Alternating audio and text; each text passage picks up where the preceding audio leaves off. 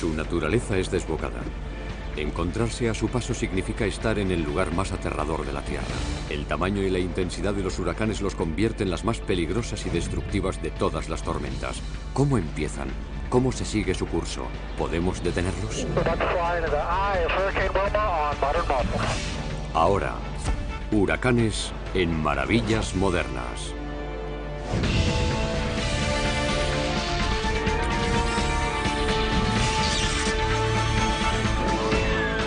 Maravillas Modernas.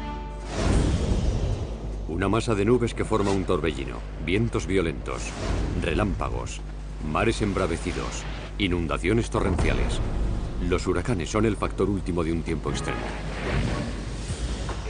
En un huracán típico extremo, la previsión de energía de ese huracán es equivalente a la capacidad energética que despedirían por segundo decenas de miles de armas nucleares de las que se utilizaron en Hiroshima.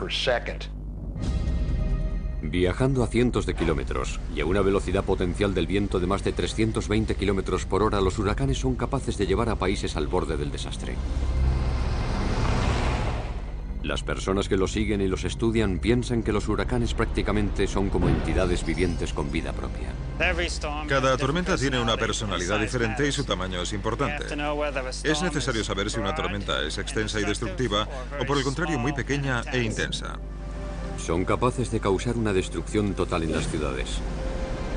El 29 de agosto de 2005, el huracán Katrina desencadenó uno de los peores desastres nacionales en la historia de los Estados Unidos. La tragedia que dejó a su paso esta tormenta hace que en la actualidad sea más importante que nunca que los científicos descubran los secretos de estos gigantes destructores. Una parte de este aprendizaje empieza aquí, con los aviones cazadores de huracanes. Estos laboratorios volantes viajan directamente al encuentro de los huracanes y están equipados para recopilar información muy detallada acerca de la tormenta. 21 de octubre de 2005. Este WC-130J forma parte del Escuadrón de Reconocimiento Meteorológico de las Reservas de las Fuerzas Aéreas. El avión volará al centro del huracán Vilma, una tormenta que ya está registrando algunos datos sin precedentes. La presión central del Vilma era la presión central más baja jamás medida en un huracán en la cuenca atlántica. Sin ninguna duda era un huracán muy intenso. Cuanto más baja sea la presión, más fuertes serán los vientos de la tormenta. El avión volará unos 1.448 kilómetros desde la base aérea de Dobbins, en Georgia, hasta donde se encuentra en estos momentos la enfurecida tormenta Vilma. La península de Yucatán en México y Cuba. Los experimentados miembros de la tripulación esperan tener un vuelo agitado ya que los violentos vientos del huracán han comenzado a generar enormes fluctuaciones en la altitud.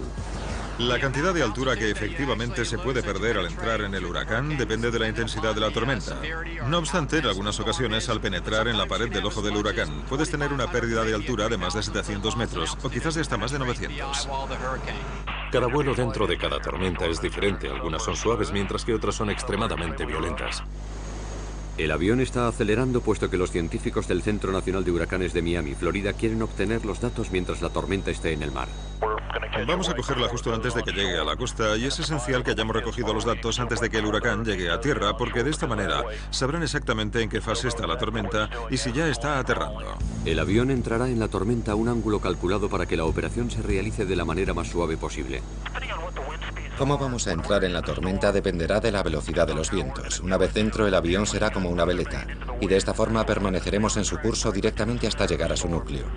Si nos dirigiésemos directamente en línea recta hacia el ojo del huracán sin cruzar por el viento, seguramente daríamos vueltas alrededor de la tormenta a causa del viento, especialmente con la actual velocidad de los vientos de más de 240 kilómetros por hora.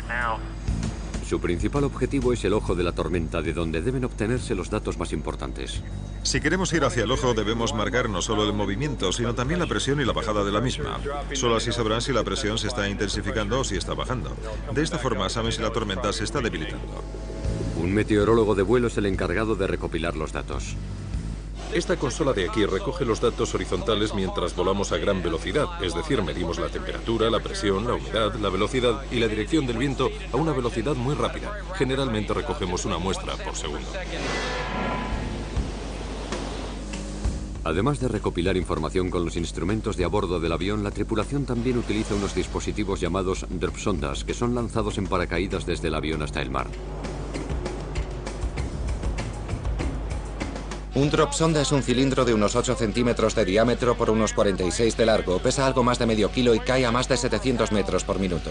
Transmite por radio los datos relativos a la presión, la temperatura, la humedad relativa y los vientos 2 veces por segundo desde el nivel de vuelo hasta la superficie del mar. A partir de este dispositivo obtenemos la presión del centro de la tormenta y de los vientos que se encuentra a su paso hasta llegar a la superficie para posteriormente enviarlos al Centro Nacional de Huracanes y mejorar así su previsión.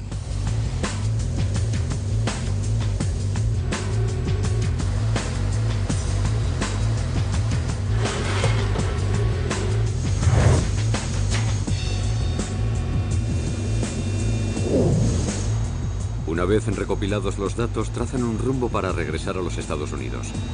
Han surcado la tormenta 6 veces sin incidentes o turbulencias graves. El viaje termina de forma segura para la tripulación. Esta misión es más que un simple trabajo. Al vivir en una zona de huracanes, conocen de primera mano la destrucción que pueden causar las tormentas gigantes. La mayoría de nosotros nos vimos afectados por el Katrina, al igual que por otras tormentas. Aunque sea por una sola persona de toda la unidad, no podemos soportar ver la destrucción que causa un huracán, que está llegando a la Tierra. La idea de que un avión entre en un huracán para recopilar datos meteorológicos surgió durante la Segunda Guerra Mundial. La persona a la que mínimamente se le ha reconocido el mérito de haber sido la primera persona que voló intencionadamente dentro de un huracán es el coronel Joseph Duckworth. Duckworth inventó un sistema para enseñar a pilotos a volar cuando el cielo está lleno de nubes. Un día de 1943, un huracán se estaba acercando a la costa de Texas y Duckworth se llevó a otro piloto con él y volaron dentro del huracán. Estuvieron volando durante un rato, luego volaron de vuelta y aterrizaron sin problemas. Cuando el oficial de clima se enteró, dijo que también quería hacer el viaje. Volvieron a repetir el vuelo y en esta ocasión tomaron algunas medidas. Cuando la Oficina Meteorológica de los Estados Unidos tuvo conocimiento de las medidas que habían obtenido, les llevó a pensar que deberían utilizar aviones que realizaran vuelos de reconocimientos de huracanes. En las 6 décadas que han pasado desde ese primer vuelo de Duckworth, todos los esfuerzos que se han llevado a cabo han sido para que esta responsabilidad tan peligrosa se realice de la forma más segura posible. En la actualidad, los meteorólogos utilizan un avión no tripulado llamado aerosonda para volar en zonas de huracanes que son demasiado peligrosas para los aviones tradicionales. Las aerosondas miden unos 2 metros de largo. Su envergadura también es de unos 2 metros.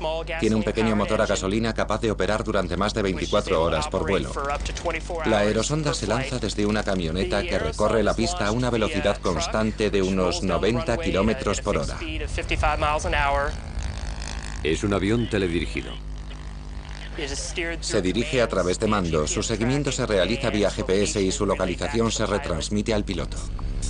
A pesar de que nunca podrá sustituir a los aviones cazadores tradicionales que pueden llevar una cantidad muy superior de instrumentos, las aerosondas son fundamentales para bajar hasta la superficie del océano y hacer lecturas de la información. Esta es una zona que un avión más grande no puede sobrevolar de forma segura.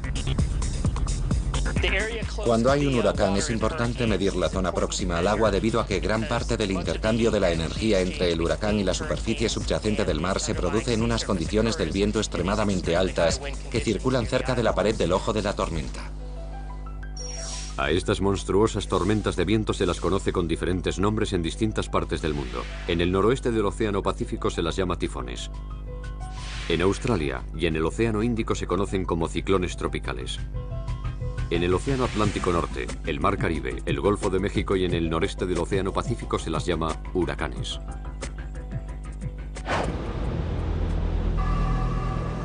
¿Pero qué es en realidad un huracán? La temporada de huracanes en el Atlántico comienza cuando llega el verano y el agua de la costa occidental de África empieza a calentarse. Lo importante de los huracanes es que se alimentan de la energía del calor acumulada en el océano. Durante todo el verano el sol brilla en el mar tropical y básicamente este agua llega a calentarse tanto como el agua del baño. Cuando el huracán comienza, el viento que sopla por encima del agua produce la evaporación. El vapor del agua pasa del mar a la atmósfera, cogiendo el calor que necesita para evaporarse del océano. Así como la columna de aire caliente húmedo se eleva, se produce la condensación. Este es el proceso mediante el cual el vapor de agua se convierte en pequeñas gotas de agua y se libera el calor. Este calor calienta la columna de aire y las gotas de agua forman nubes que ocasionan la lluvia y las tormentas. Estas tormentas son los elementos esenciales de los huracanes. El sistema tormentoso empieza a operar como una enorme máquina de calor que atrae el aire húmedo caliente que se encuentra cerca de la superficie del océano y escupe el aire más frío y seco hacia la atmósfera superior. Los fuertes vientos de los sistemas están causados por el aire que entra rápidamente desde abajo para reemplazar el aire que sale de la tormenta. Es una especie de reacción en cadena. Cada vez hay más aire que sube y más aire húmedo que entra para sustituirlo. La interacción entre el movimiento del aire y la rotación de la Tierra hace que la tormenta gire. Esto se conoce como efecto Coriolis. En el hemisferio norte, los huracanes giran en sentido contrario a las agujas del reloj. En el hemisferio sur, giran en el sentido de las agujas del reloj. En el centro del sistema se desarrolla una columna de aire tranquilo, a la que se conoce como el ojo. Es un espacio prácticamente despejado en el que hay brisas suaves y un cielo sin nubes. Los vientos enfurecidos de los sistemas giran en espiral alrededor del ojo. Cuando estos vientos alcanzan una velocidad de 120 km por hora, la tormenta pasa a llamarse oficialmente huracán. Los vientos alisios empujan la totalidad del sistema hacia el oeste a través del Atlántico. Los huracanes se clasifican en categorías de 1 a 5. La categoría 1 es la más débil y la categoría 5, la más fuerte, con velocidades del viento de más de 250 km por hora. Las tormentas han sido el castigo de la humanidad desde antes de la historia escrita. Las primeras tribus nativas del Caribe los consideraban espíritus malignos del mar. El dios maya de la tormenta recibía el nombre de Huracán, y el dios de la tormenta de los isleños nativos del Caribe era apodado Yuracán. Se cree que la palabra huracán deriva de estos personajes históricos. En realidad, Colón fue el primer europeo que se encontró con un huracán. Fue en su segundo viaje al Nuevo Mundo. En su camino tropezó con una tormenta. Aparentemente no fue muy fuerte, puesto que sobrevivió. A pesar de que los datos meteorológicos son escasos, parece ser que durante siglos las tormentas azotaron más o menos con la misma regularidad que lo hacen hoy en día. No obstante, los conocimientos científicos sobre su origen y estructura son inexistentes. Para nosotros es difícil de imaginar, sin embargo, a principios del siglo XIX la gente en realidad desconocía que las tormentas eran enormes torbellinos. La imagen que ellos tenían de un huracán era que el viento venía, soplaba y luego paraba.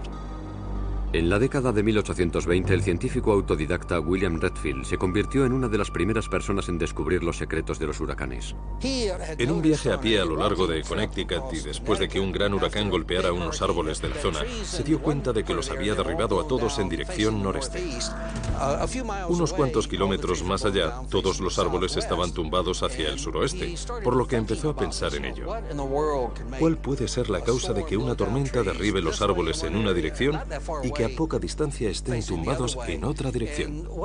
Llegó a la conclusión de que las grandes tormentas, como los huracanes, en realidad eran torbellinos en los que los vientos giraban en torno a un centro. El huracán que golpeó Galveston, Texas, el 8 de septiembre del año 1900 provocó uno de los mayores desastres naturales de la historia de los Estados Unidos, matando a entre 6.000 y 8.000 personas. La gente que murió en Galveston fue a causa de la inundación. La oleada de la tormenta destruyó la primera línea de casas. Los escombros de la primera línea destruyeron la segunda fila de casas. Barrió más de un tercio de la superficie, prácticamente media ciudad. Durante la primera mitad del siglo XX, los avances en la comunicación por radio, especialmente en la navegación de los barcos, mejoraron la capacidad para enviar señales de alerta precoz en caso de tormenta. A partir de la Segunda Guerra Mundial surgieron importantes avances tecnológicos para estudiar los huracanes. Además del desarrollo de aviones cazadores de huracanes, también se creó el radar. La idea consistía en detectar aviones o buques enemigos. Cuando la gente empezó a experimentar con radares, veían imágenes borrosas y cosas que en realidad sucedían a causa del tiempo. El radar emite una señal de radio que muestra o refleja objetos como por ejemplo un avión. No obstante, también detecta las gotas de lluvia o el hielo de las nubes. Muestra cómo un huracán se compone de bandas en espiral, bandas de tormentas que dan vueltas en torno a la pared del ojo. Antes de tener esa imagen de radar, nadie sabía que los huracanes tuvieran esa estructura. En la actualidad, los meteorólogos utilizan el radar Doppler. Hoy en día, cualquiera que vea la previsión del tiempo en la televisión habrá oído algo acerca del radar Doppler. Cuando un radar emite una señal y esa señal rebota en una gota de lluvia, por ejemplo, cuando el viento aleja esa gota del radar, significa que la onda que retorna va a tener una frecuencia más larga. Es como si prolongara la onda. Si la gota de lluvia viaja en dirección al radar, va a recortar la frecuencia, por lo que proporcionará una frecuencia más alta. El radar Doppler procesa los datos obtenidos por él mismo en un ordenador. Muchas antenas de radar se colocan bajo cúpulas para resguardarlas del tiempo.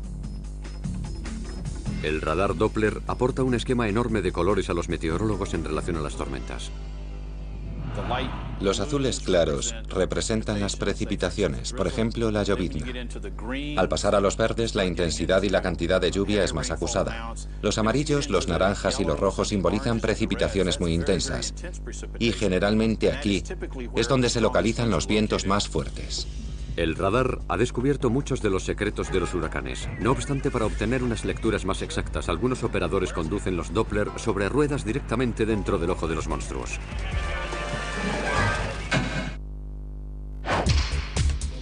A pesar de que el radar es un milagro tecnológico que nos ha proporcionado una visión detallada acerca del funcionamiento interno de un huracán, todavía existen algunos inconvenientes. Cuanto más lejos se encuentre un objeto de un radar, peor será la visión que se tenga de ese objeto. Y esto se debe tanto a la propagación de la señal como a la curvatura de la Tierra debido a la lejanía del radar. Si el objeto, como por ejemplo el ojo de un huracán, se encuentra a una distancia considerable del radar, no se pueden apreciar los detalles debido a que está demasiado lejos y la señal no es nítida. Tampoco se pueden percibir algunos de los detalles más importantes que se encuentran cerca de la Tierra porque ésta se encuentra literalmente por encima del horizonte del radar.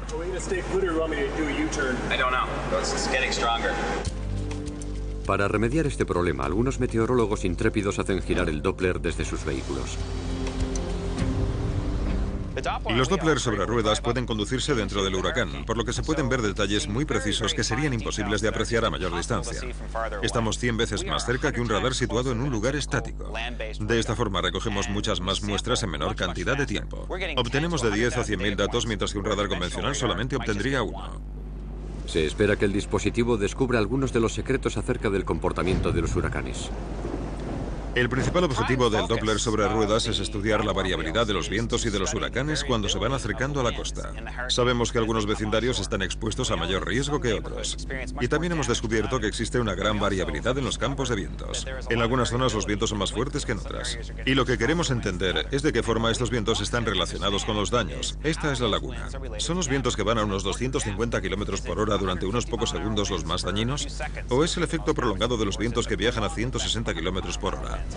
Es una tarea peligrosa. Al utilizar el vehículo, los operadores toman todas las precauciones. Previamente realizamos estudios detallados de la zona a la que nos vamos a dirigir, por lo que sabemos que no nos exponemos a quedarnos bajo los escombros que arrastre el viento. No aparcamos cerca de árboles grandes ni en una zona baja que va a quedar inundada.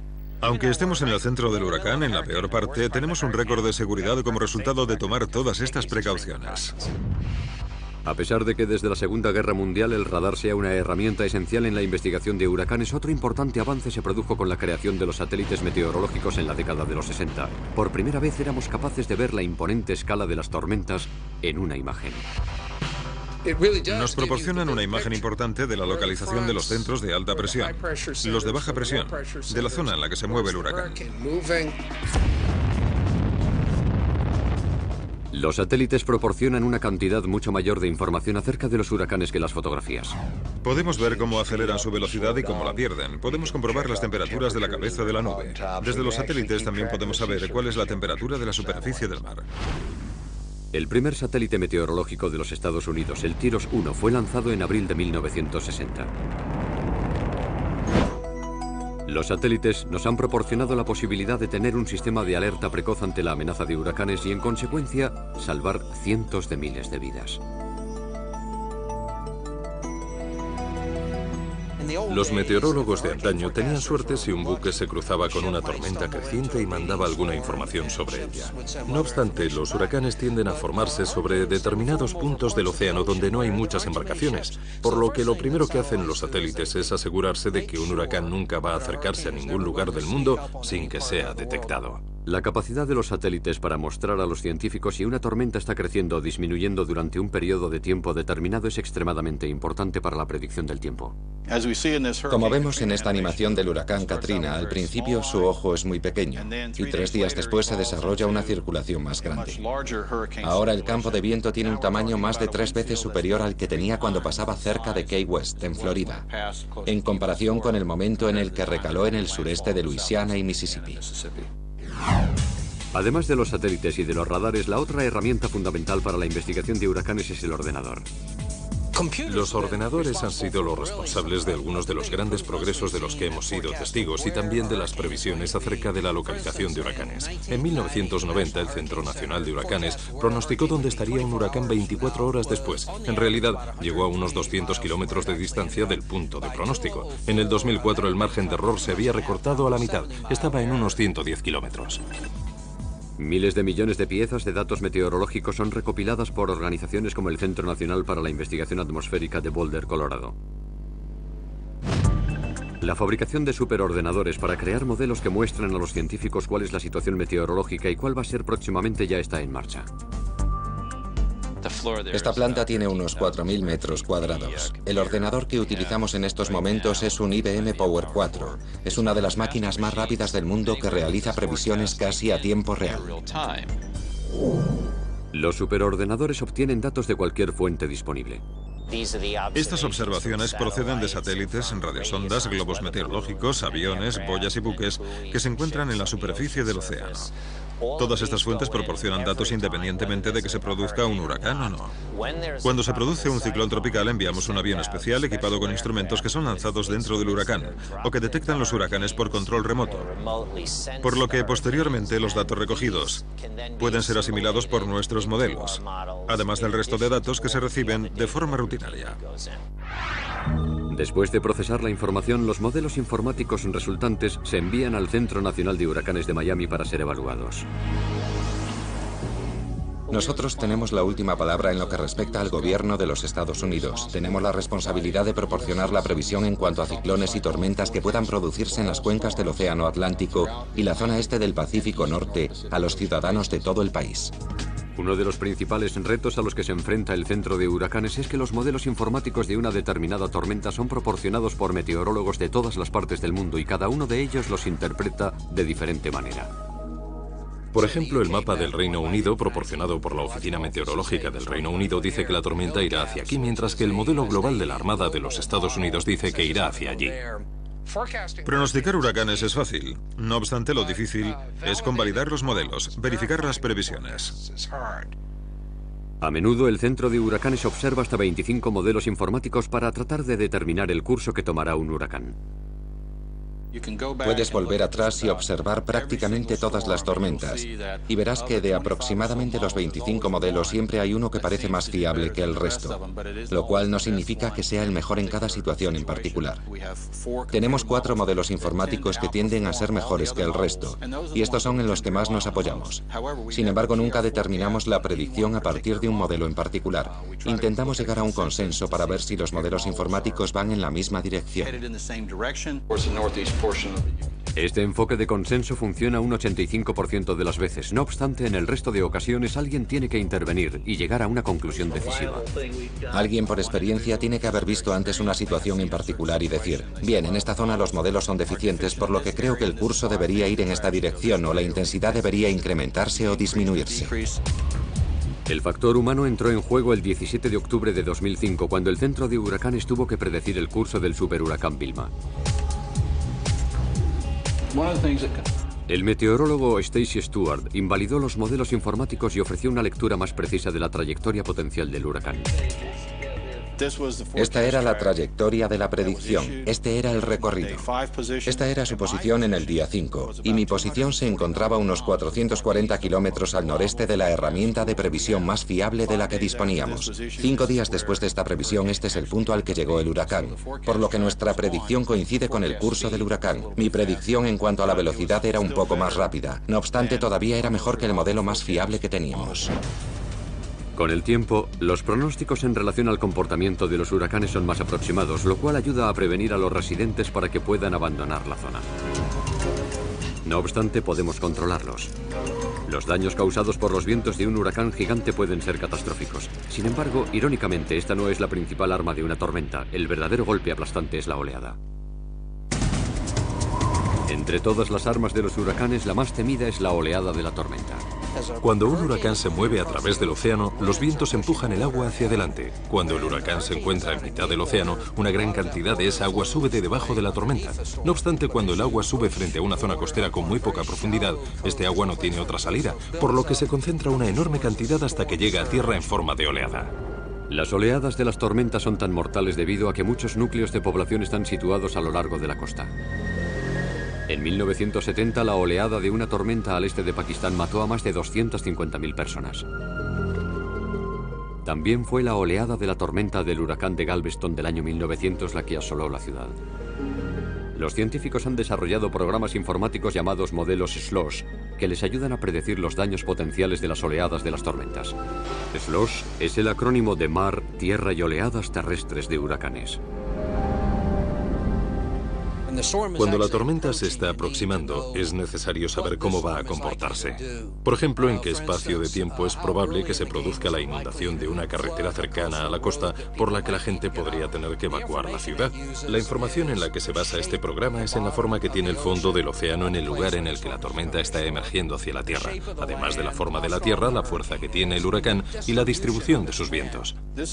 Esta es la representación del modelo SLOS en cuanto a la previsión de la oleada de la tormenta en la costa suroeste de Florida, cuando el Vilma se aproximaba desde el suroeste en octubre de 2005. Lo que es necesario que la gente entienda sobre esto es que lo que estos colores simbolizan es la previsión de la altura que se espera que alcance la superficie del océano por encima del nivel del mar, desde allí donde normalmente va a estar. En muchas de estas zonas de aquí se espera que la oleada de la tormenta alcance aproximadamente los 5 metros de altura. Si tu casa está situada solamente unos 3,5 metros por encima del nivel del mar, entrará 1,5 metros de agua en la casa. Si no sabes nadar, probablemente te ahogues. Este tipo de modelos se utilizan para ayudar a que los encargados en las tareas de emergencia pongan en marcha los planes de evacuación y también cuando la tormenta esté ocurriendo para saber dónde se produce el peor oleaje o dónde se pueden encontrar las víctimas, por ejemplo en los tejados de los edificios. La oleada de una tormenta es la parte más letal de un huracán. Sin embargo, cuando la mayoría de la gente piensa en los huracanes, piensa en viento. Los edificios convencionales tienen un bajo índice de resistencia cuando son golpeados por la fuerza de los vientos de un huracán. El azote de las intensas ráfagas hace que los tejados salgan volando, los cristales de las ventanas y las puertas se rompan en añicos y que edificios enteros se derrumben y queden destruidos. Hoy en día algunos constructores crean diseños alternativos e innovadores a la hora de construir edificios. Uno de estos ejemplos es la cúpula. Es una vieja idea que de nuevo vuelve a atraer la atención en el país de los huracanes. A diferencia de las estructuras convencionales, las cúpulas poseen una superficie muy reducida sobre la que agarrarse. La forma de una cúpula de hormigón es absolutamente perfecta para soportar el viento. Solamente hay una pequeña área en la que el viento golpea directamente. En el resto de la superficie el viento golpea en un ángulo y luego se distribuye alrededor de la cúpula. Las únicas partes del edificio que podrían ser vulnerables al viento son las ventanas. Al construirse en zonas de riesgo de huracanes, las ventanas de las cúpulas deberían equiparse con un fuerte blindaje hermético. Al igual que para construir el edificio, para construir una cúpula se necesita simplicidad combinada con ingenio. Para construir una cúpula monolítica es necesario empezar por realizar una construcción en forma de circunferencia. El material utilizado es similar a la lona de un camión. La tela que utilizamos es bastante dura, tiene elasticidad, pero no es como el plástico de la goma. Tenemos unos patrones creados por ordenador, los cuales colocamos sobre la tela para posteriormente recortarlos. Los trozos resultantes se sueldan unos con otros en forma de cúpula. Después echamos el hormigón para crear los cimientos y luego pegamos la lona a los cimientos. A continuación cogemos un ventilador, lo que nosotros llamamos un inflador. Lo enganchamos a la cúpula, lo ponemos en marcha y se hincha como si fuera un globo. En edificios más grandes utilizamos dos, principalmente en el supuesto de que se vaya la electricidad. Cuando se trata de cúpulas muy grandes, utilizamos 4 ventiladores. No obstante, en la mayoría de las cúpulas que construimos, se utiliza un solo ventilador.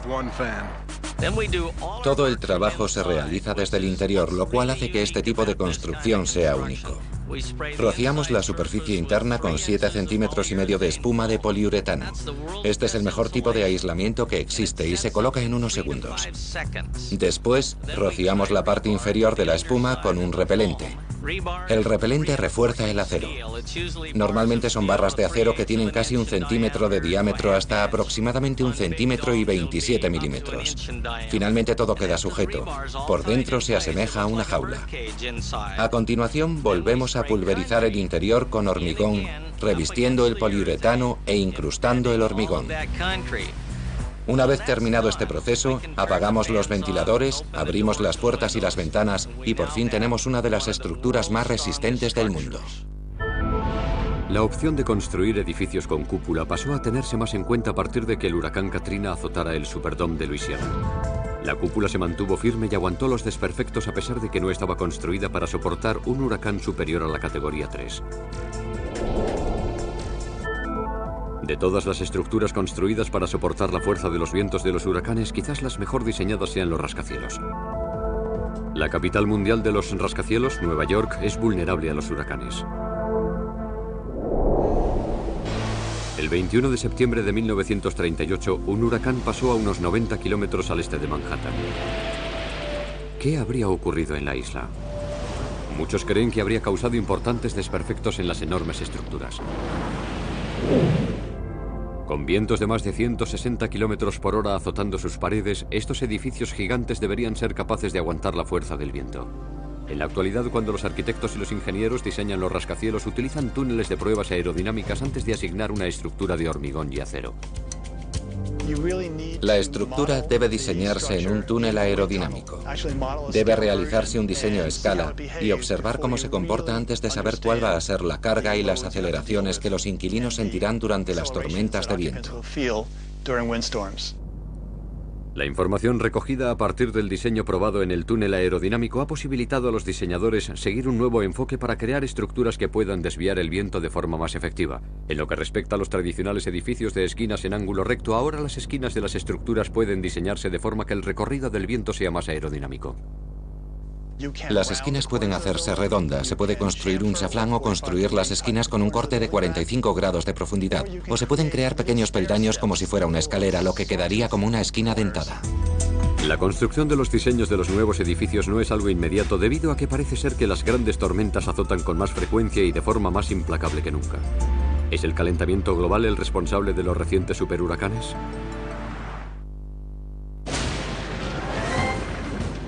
En 2005, los huracanes Katrina, Rita,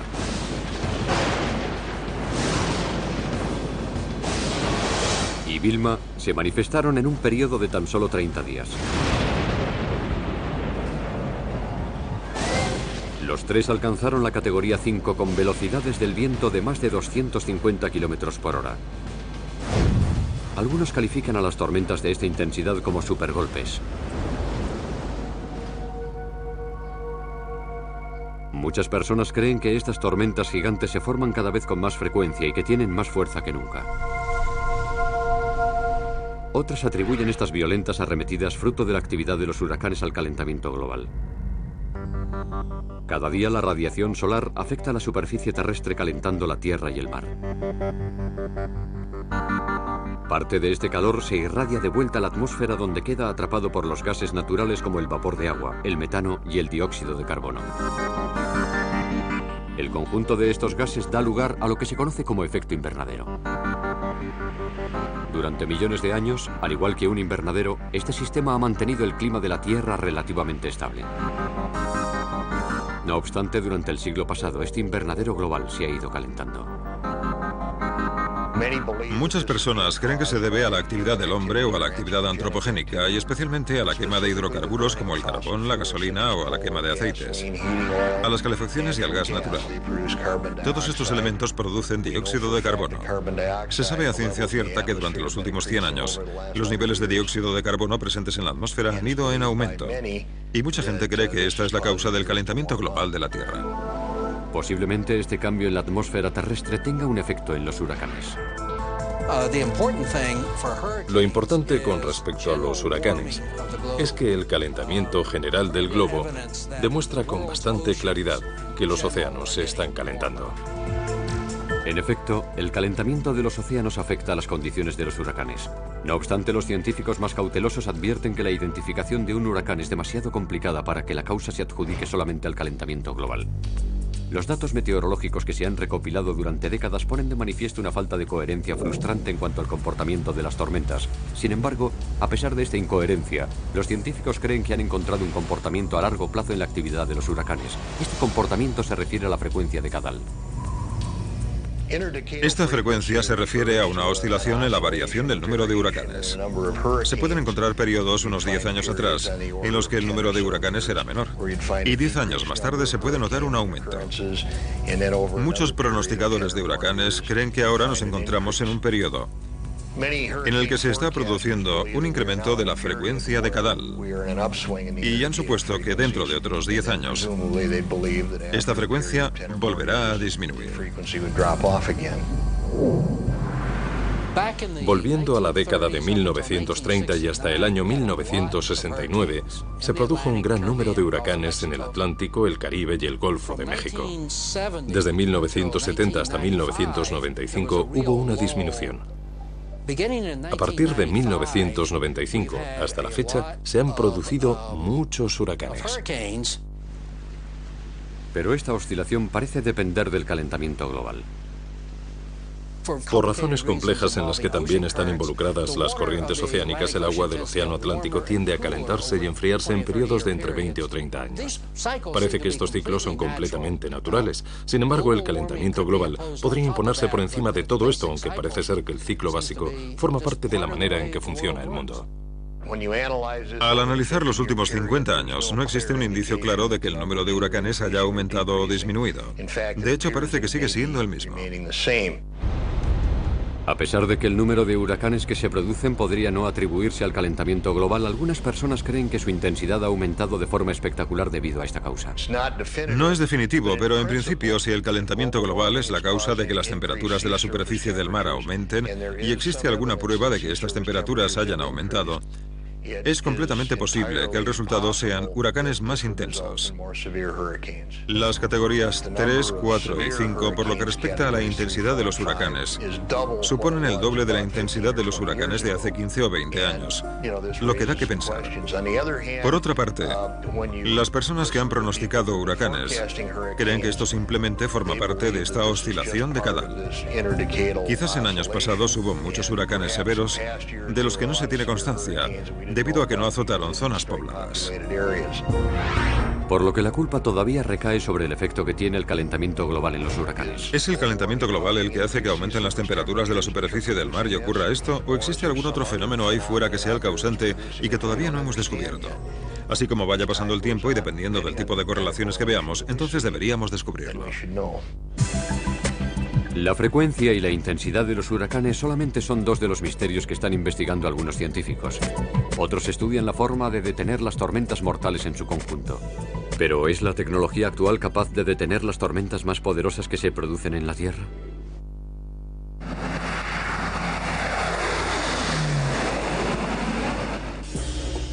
La tecnología nos ayuda a entender mejor los huracanes, pero ¿puede responder a la pregunta fundamental de cómo detenerlos? En 1962, después de que varios huracanes severos hicieran estragos en la costa este, se lanzó un ambicioso proyecto al que llamaron Proyecto Storm Fury.